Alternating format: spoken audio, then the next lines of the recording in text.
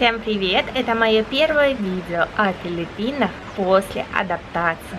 Прошло уже 3 недели, и я хочу поделиться своими впечатлениями для тех, кто желает приехать на Филиппины. И я расскажу достоверную информацию, которая есть на самом деле. За 3 недели мне впервые получилось увидеть молнию сегодня. Сегодня идет у нас дождь, и целый день пасмурно. И очень интересный факт, когда идет дождь, в больших городах облака рассеивают светом, большим потоком света. И, например, ночью это очень хорошо видно, когда свет, потоки света на небе отображаются. Очень красивое зрелище, когда свет в разные стороны начинает курсировать. Вот, дождик усиливается. У нас сейчас, кстати, по времени 2:55. И уже достаточно темновато для этого времени сегодня.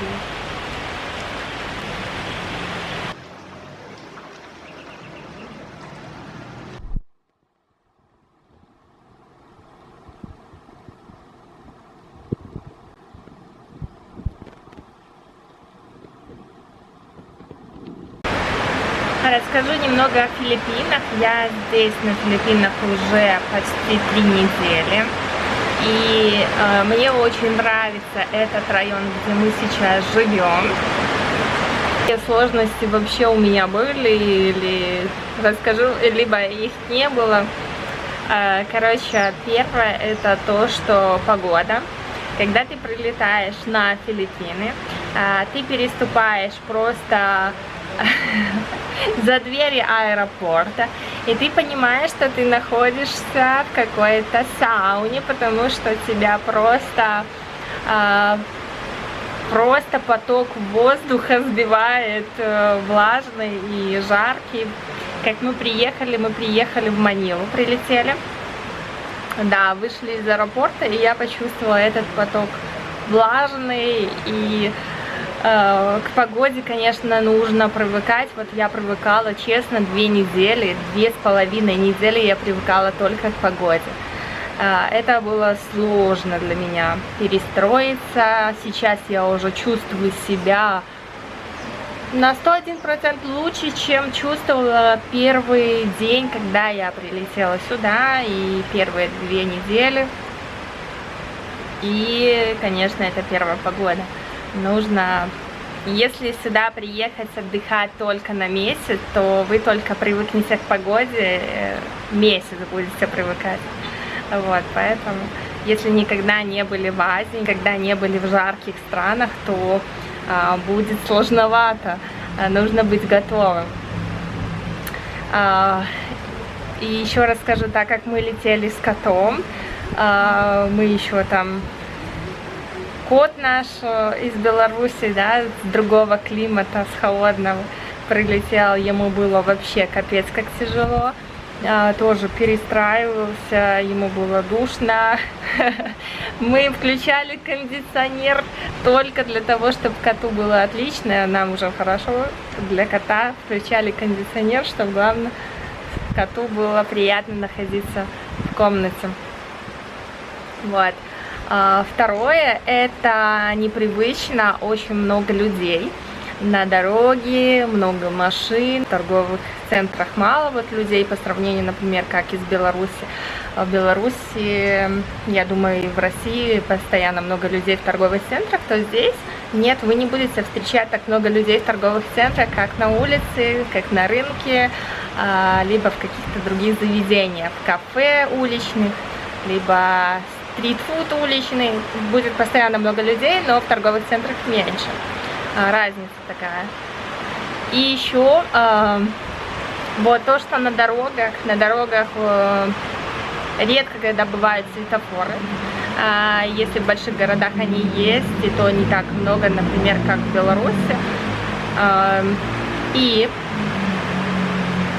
там ходит птичка какая-то, я не знаю, как она называется, белая, ищет рыбку. Это река. Река чистая, здесь иногда ловят рыбу, кстати.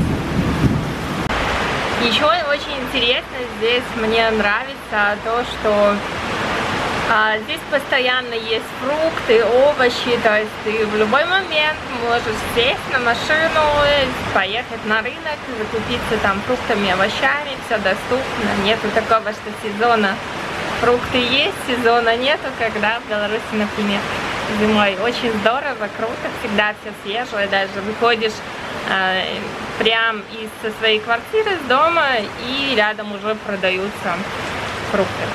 Есть, которые продают, есть магазины. И очень классно, мне нравится еще то, что есть стритфуд. Стритфуда здесь очень-очень много, на разный вкус, выбор, и цены очень доступны, то есть даже выгоднее где-то и покушать уличной еды, где-то в кафешках уличных, чем дома стоять и готовить. Мне вообще очень нравится такая идея, и мы бываем, ходим, кушаем, покупаем еду, приходим домой, там можем погреть и покушать. Очень-очень удобно. Вот. И да, кстати, очень свежее. Не было еще такого, что мы там плохо себя чувствовали после еды. Всегда все свежее продается и готовится утром. И еще самое интересное, я здесь еще пока не привыкла, менталитет филиппинцев, он совсем другой, с белорусским менталитетом отличается. Когда вас приглашают в гости, обязательно вас посадят за стол, даже если вы не голодны. Меня, конечно, этот момент немного напрягает. Я такая, блин, ну зачем? Я же не хочу есть. Короче, для меня это непривычно, потому что как бы у меня есть такое понятие, если я не хочу, я не хочу. Все, типа. Здесь как бы даже если ты не хочешь, ты должен. Вот. Еще здесь в магазинах, когда мы ходим, постоянно спрашивают, откуда я. Постоянно там улыбаются, все приветствуют. Был момент, обычно я хожу со своим парнем, но был момент, когда мне нужно было одной идти в магазин, и я покупала рис, и у меня спрашивали, типа, на английском я разговаривала, меня спрашивали, а ты кушаешь рис? В России, типа, кушают рис, они говорят Россия из-за того, что обычно россияне чаще приезжают на Филиппины, они знают россиян. Белорусов очень мало на Филиппинах, поэтому Беларусь вообще они редко и слышат и знают, что есть такая страна Беларусь. И они, в общем, спрашивают, а ты кушаешь рис? Типа, потом такие удивляются, я говорю, да. И они такие, о, типа, такие глаза делают. Классно, хорошо, типа. Ну, очень приветственные, не так, как, например, Беларусь, менталитет все-таки отличается. Они должны быть, в принципе, строгие, да, как в Беларуси, по правилам, поведению и все такое. То здесь они могут поприветствовать и улыбаться, что-то пошутить, сказать. Это норма здесь. Это здесь так должно быть. Вот. Все, начинается дождик, и ближе молния уже подходит, гремит очень-очень сильно. Все уже, у нас очень сильный дождь начался, ливень, надо прятаться дома, закрывать окна, двери. Вообще очень сильный ливень. Где-то, скорее всего, тайфун.